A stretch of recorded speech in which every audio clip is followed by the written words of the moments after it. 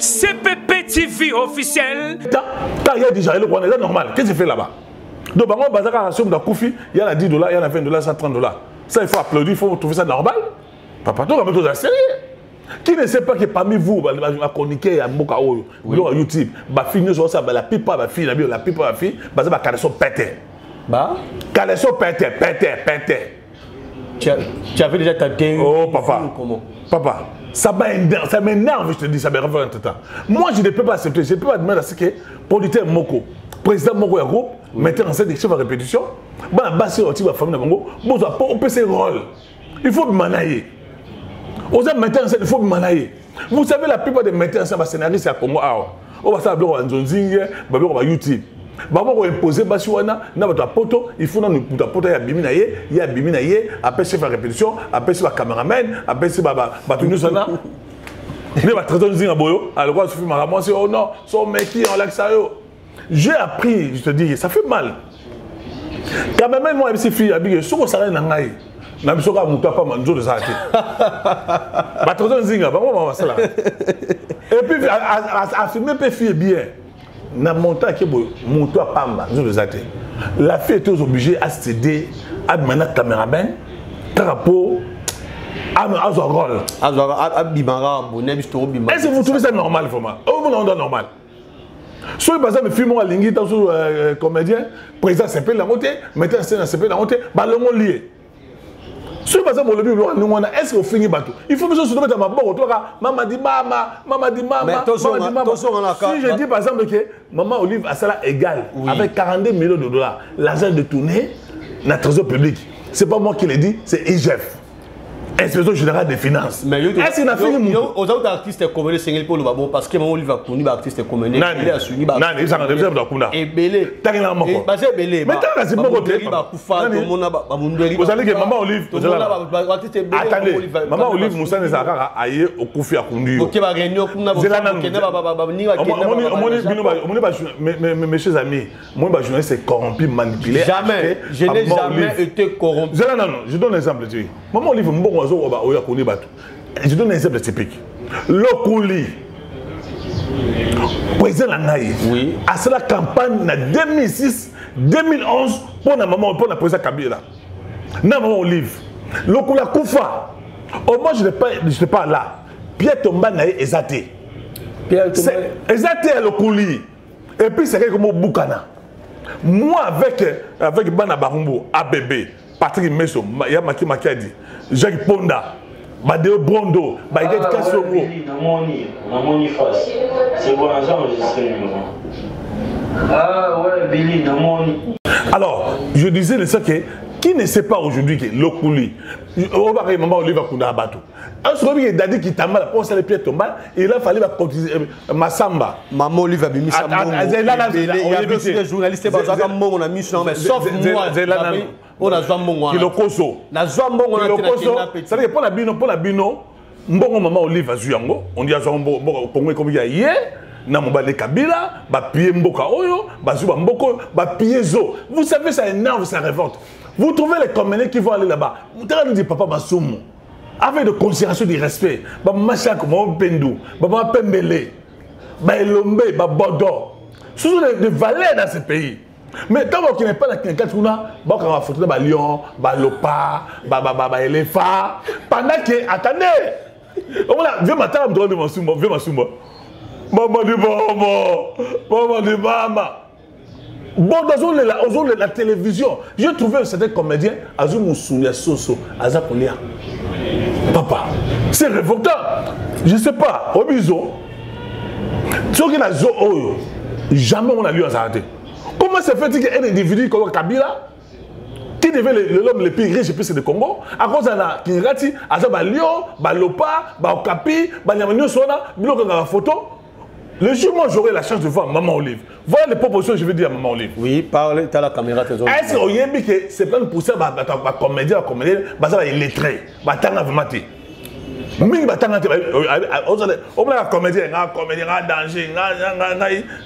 mais il est lettré. Attends, il est lettré. Il a été, il a été, Pour l'année, maman, on l'évite à non, moi je décide aujourd'hui. Voilà des idées que moi je vais donner. Oui. Moi je suis pas comme Elombe, Bodo, Loulé, Mouye me gauche, papa Mouye me gauche, on a appelé ce Covid-19. Allez à la télévision, ah, Zombela, bon, ça les sanga, Moudana Covid-19, à la télévision. T'as le niveau, il y a Mouye me gauche, t'as le niveau à mon tour. Hein? Bon, c'est ça, la Covid-19. Ça fait mal. Vous savez, il y a un comédien à cause de qui est malade à cause de Saint-Joseph. On va la pota, mais on lui va au ça y est. Alors qu'il disait, il est en bonne santé. Ça, vous trouvez ça normal, papa? Alors, si vous dénoncez le bureau, vous avez fait un bango, vous avez fait à quoi vous manipulez la télévision, mes chers amis, narcotique à thé. Je vais continuer. Je suis un qui n'a pas de yo, pas empoisonné yo, yo mondo, yo c'est la maman dit maman, maman dit maman. C'est là.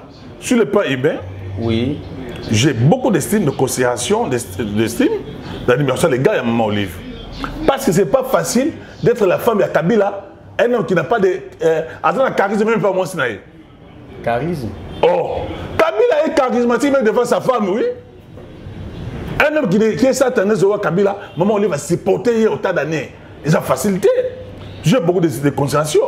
Mais Bakmina qui n'est pas Maman Olive en année, pour flatter. Voilà des idées que je propose par exemple, mais pas Maman Olive. Encore moins à Maman Denise. N'a l'air ni bon à Maman Denise. Ni bon à Maman Olive. Mais Missou n'est pas Maman Olive, elle n'est pas Maman Olive. Bon, moi, je ne pas Maman Denise, je ne pas Maman Denise. Mais Bisso Oyo. Mais moi, je suis là. Il y a un peu que Moussa Benga jeunesse, Moussa Kaka, Benga Bio, Yozo Bakakoloba, Banega Auto Bandako, Basoma Mituka.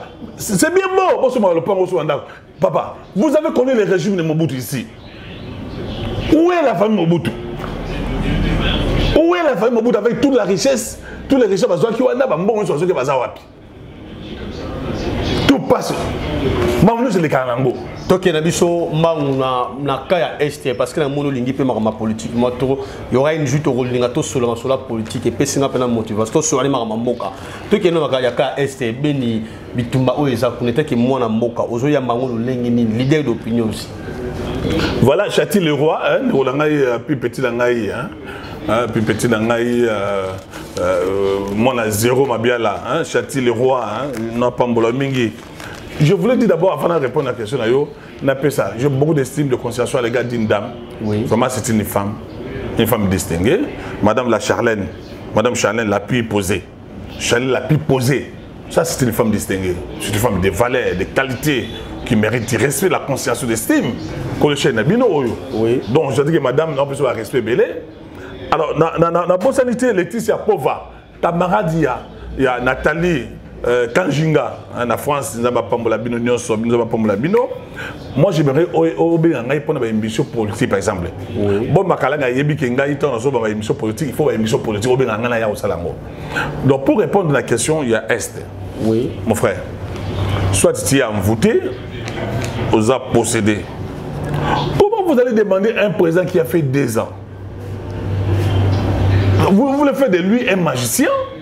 Dans 2 ans, de mettre fin à la guerre à l'est du pays. Mais ce n'est pas impossible. Alors, attendez. Ce n'est pas impossible. Attendez. Alors que le président avait promis qu'il allait être dans l'est du pays. Oui. C'est une guerre de l'est du pays. Attendez, ils ont une dimension. Il a la dimension diplomatique. Tu comprends ça? Ça dit qu'ils ont une multinationale qui nous font la guerre, notamment la famille Bikiton, notamment la famille Big Gates. Bon, c'est la dimension qu'on appelle la dimension économique, les multinationales. Nous avons aussi la dimension géopolitique. Ces multinationales veulent contrôler le Congo.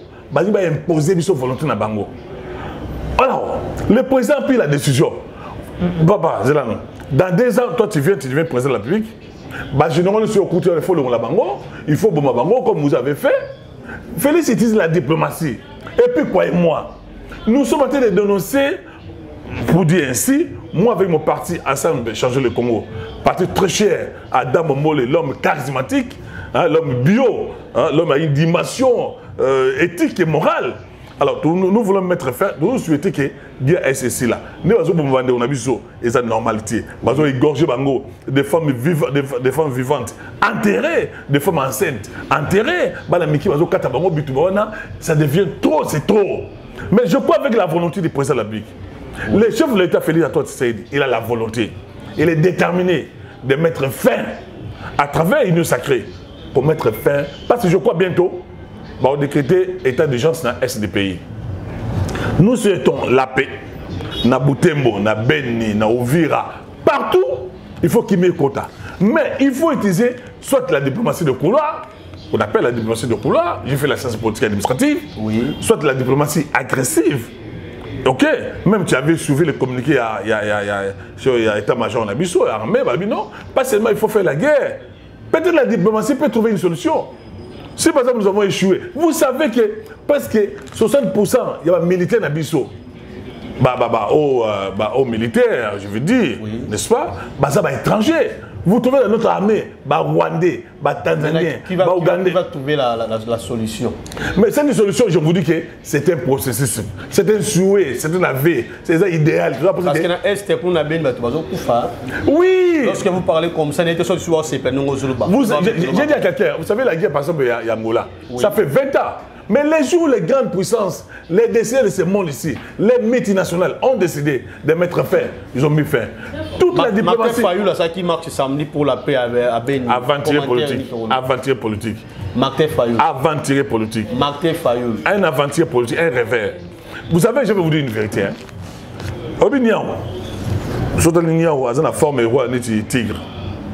Niao, quand ça soit allé pour belé, à comme un tigre, à comme un tigre. La politique, c'est le réalisme. Nous avons connu Tshisekedi ou Moulumba. Mon frère, l'homme le plus charismatique, le plus populaire, il n'est pas arrivé au pouvoir. Vous voulez me dire Moïse Katumbi, Jean-Pierre Mbemba, Martin Fayulu, les Mboussa, aujourd'hui Tshisekedi, entre Baron, dans l'équipe de Tomaïli. Félix Tshisekedi, c'est l'homme sur le plan politique. Parce que la politique, c'est le réalisme. Sur le plan politique, c'est l'homme le plus intelligent, le plus sage, le plus autrefois, on va parler sur la politique avec appelle-moi, d'ailleurs, de Paris, parce que je sens vraiment que vous voulez ça la politique. Je dis parce que bientôt là, on va entrer déjà à la deuxième rubrique. Je suis journaliste, je suis d'abord journaliste politique, oui. Je suis un chroniqueur politique, je suis un philosophe politique, je suis politique de formation, c'est-à-dire que j'ai fait la science politique administrative, je suis journaliste professionnel, c'est-à-dire que j'aimerais bien que vous venez. Tout ça, le débat. Je vais appeler monsieur de PPFD. Donc, tu continues la deuxième partie de Bisso. Il y a rubrique, il y a Mokolo, il y a Lelotika, na Pesamote, na sacrificateur du villa. Pourquoi pas na Jonathan Nongala, El Djogo. Jonathan Nongala, El Djogo, na Pesamote Mote. Vraiment, il y a tout. Tika, na Pesamote, na Marie-José, Mafuta Onge, matrice céréale. N'habitez artiste Mondo. On répond de Bisso Tali, Trésor Ndinga, papa, celui qui a mouqué, m'a demandé de faire là sur ma caméra pour répondre à la question. CPP TV officiel. Artiste Mbondo, non complet na yo. Maxin, Makasa, Mondadi, Chipati Chilunga. Maxin, nom du père. Chibela Kanda. Mère. Mbweboa Esther. Né à Kinshasa ou à province. Je suis un village, je suis né à Kabia Kamonga. C'est-à-dire tu es là-bas. Né à Kinshasa? Non, je suis né à Mojimaï. C'est-à-dire que je suis né au village, je suis un villageois, à Kabia Kamonga, à Chiling. Date de naissance? Oh, je peux dire ça à la télévision. C'est vraiment c'est top secret. Ok, état civil. Je suis marié avec Mita Botokwa. Moi, c'est un mon, mais moi, c'est un mon. Mita Botokwa, je le cite. Maman, attendez.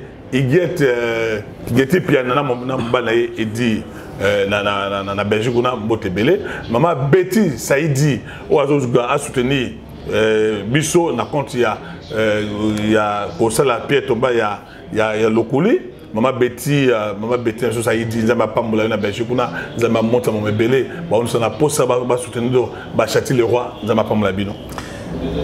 Combien d'enfants? J'ai 2 enfants. Plan préféré? Oh, Makoso.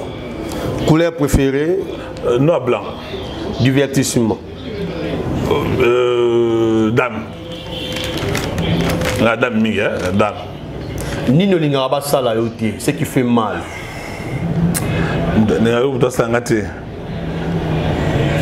Trahison. Faut trahir, je ne pardonne pas. Et là, Nino Lingaro Sala mené réalisateur Tilelo. Devenir président de la République, devenir premier ministre, devenir député. Un jour président de la République dans ce pays. Un jour, je serai président, je serai un homme, je serai un grand monsieur.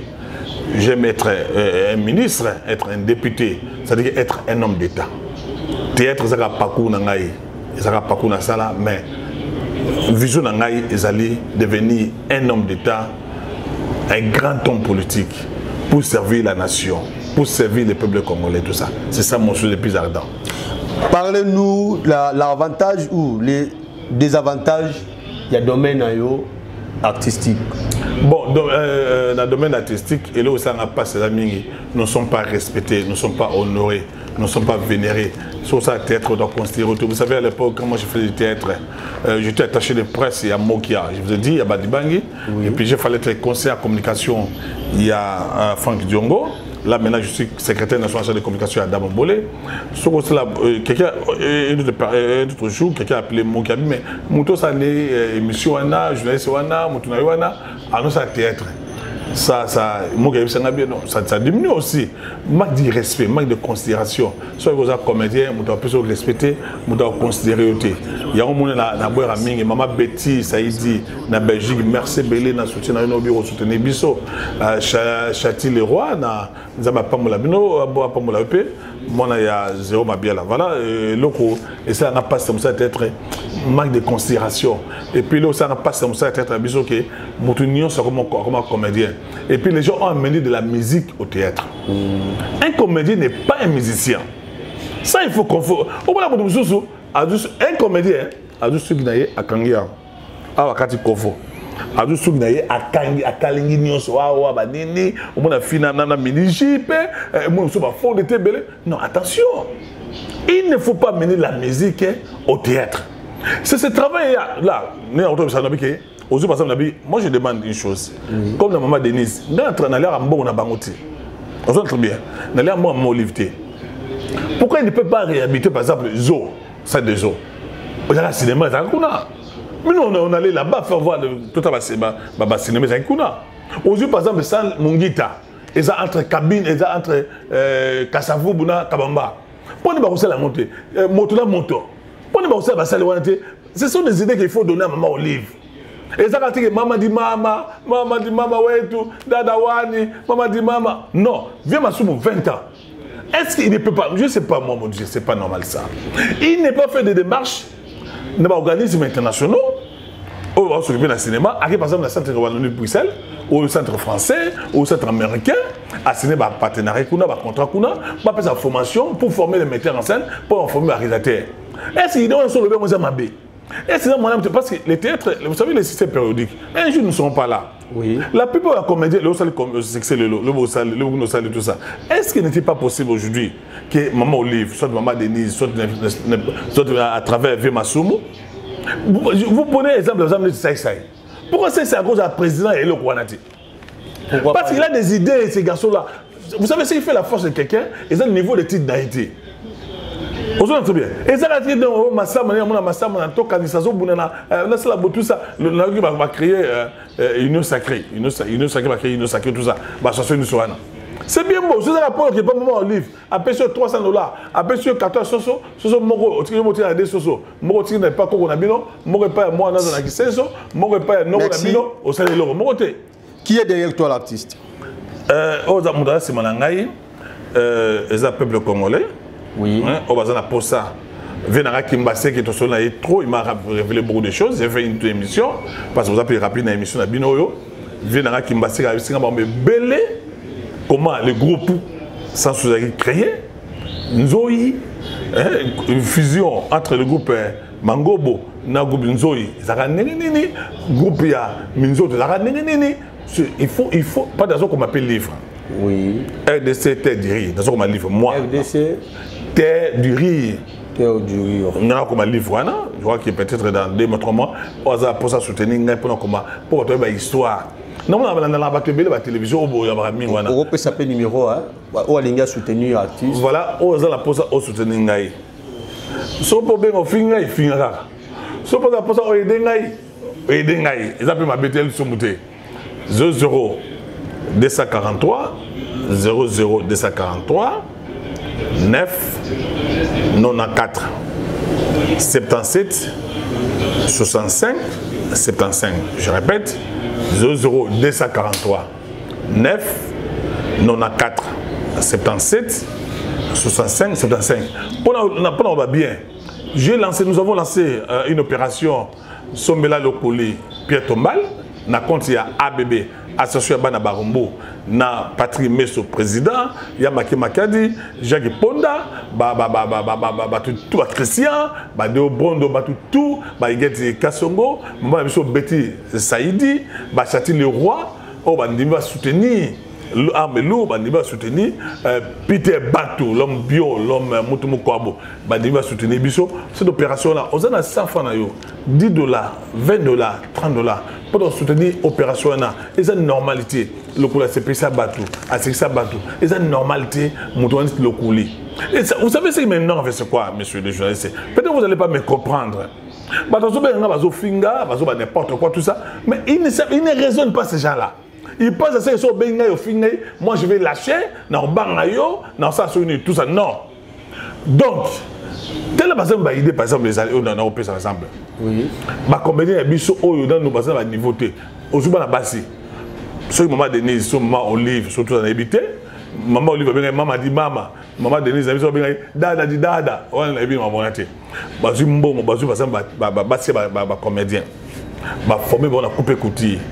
C'était par exemple, comédie va y habiter, on a prise de vie, prise de son pour la réalisation. Même un jour, si c'est athée, au coup et l'homme parce qu'il ne faut pas, dans ces pays ici en Afrique, il ne faut pas faire de la comédie ou du théâtre une profession. Au coup tel est l'homme, il a fini à Ina. Aujourd'hui, l'homme, qu'est-ce qu'il a fait? Merci à vos présidents Elombe, je t'aime bien. Et l'homme a aussi le droit, comme ils ont avocat.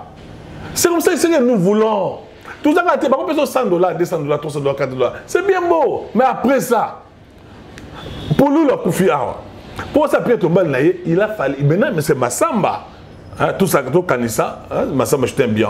Même si dans un mine, on est de quai. Massamba a une initiative. Ça va 10 $, 20 $. Pour pour nous, Pierre Tombal. Ne pas pas d'aller qui t'emballe. Nous avons lancé appel pour la présidente Lokouli.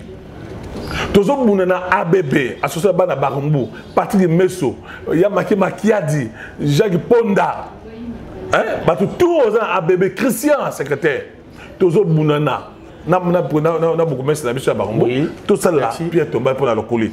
Merci Belepaya, Bob Makalangi, couple Bob Makalangi, Cynthia Vangi, un couple bio, un couple Makassi.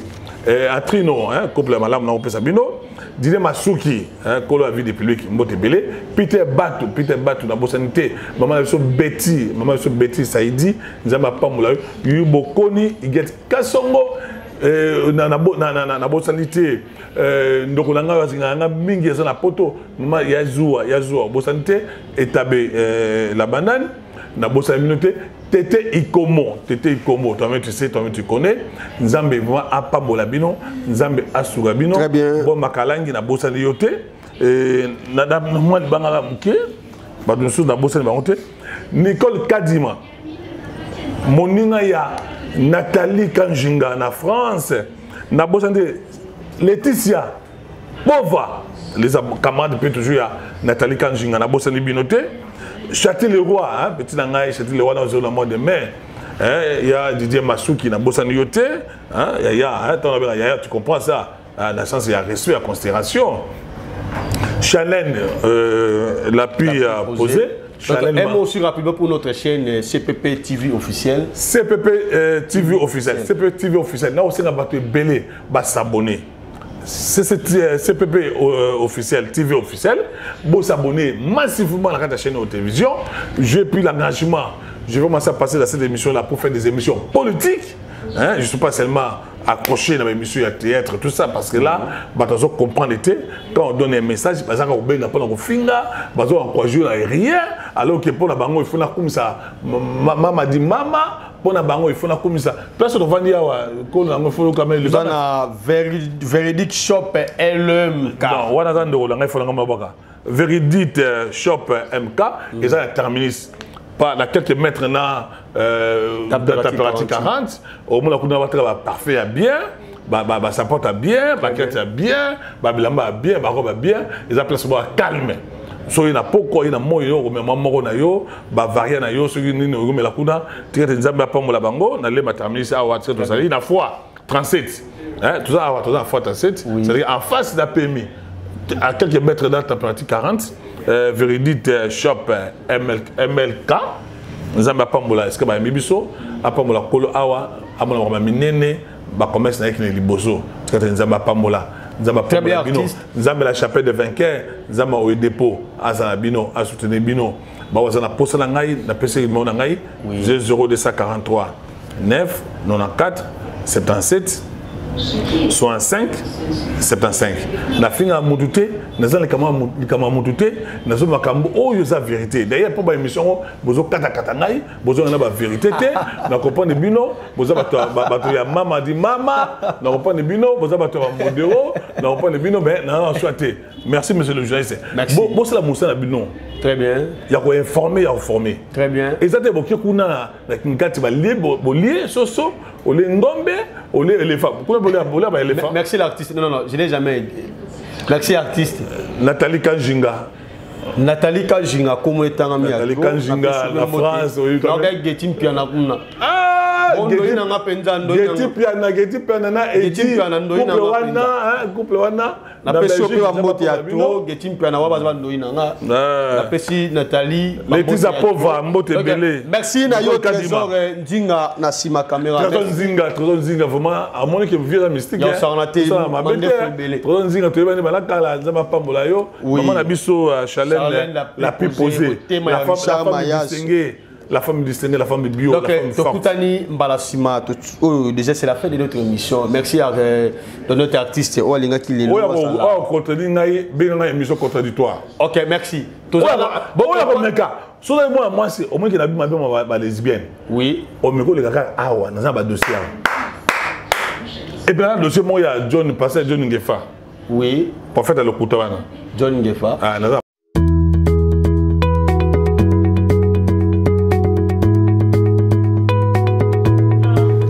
CPP TV officiel.